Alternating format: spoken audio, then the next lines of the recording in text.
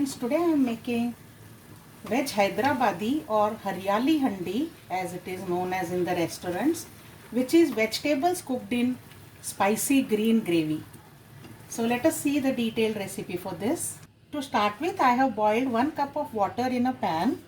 I am going to blanch the vegetables first. Add half a teaspoon of salt to this. I have taken few vegetables here: carrots, fresh green peas, cauliflower, beans and one small potato. I am going to add all these into this boiling water. Do not add too much water, just 1 cup or even less than that. Only that the vegetables should get dipped. Cover and let it boil for about 2-3 minutes. The vegetables have boiled. We don't want to boil completely, just make them blanched. So turn off the flame. Let us remove the water. So I'm going to strain the vegetables. Let's reserve the vegetables, and this water we will use. So don't throw this water. I have heated the same pan again and I'm adding about 1 tablespoon of oil to this. Once the oil has heated, I am adding 2 roughly chopped onions, 1 inch ginger chopped into large pieces, 10 to 12 peeled garlic cloves and green chilies about 5 to 6. Just add a pinch of salt and saute these well. I am adding some turmeric and some salt. I don't want the onion to become brown. Just let them change color and sweat a little. Add about 10 to 12 broken cashew nuts and 2 small tomatoes roughly chopped.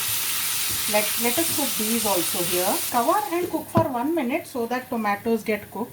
It's 1 minute, so now I am adding this water which we had reserved after boiling the vegetables. Add this water and let this simmer for 1 minute. I am also adding about 1 bundle of, that is 250 grams of palak or spinach leaves, which I have thoroughly washed. I am not blanching them separately because they will get cooked in no time over here. Cover and steam only for 1 or 2 minutes till they get wilted. You can see the spinach leaves are wilted so well in just 1 minute. I turn off the flame so that they don't lose their color. Allow this to cool down completely and then I will blend all these into a fine puree. Now finally heat the pan again. Add 1 tablespoon of oil and also add some butter, which is optional, but butter with palak goes very well. So I am adding here about half a tablespoon of butter, but you can completely skip if you do not like.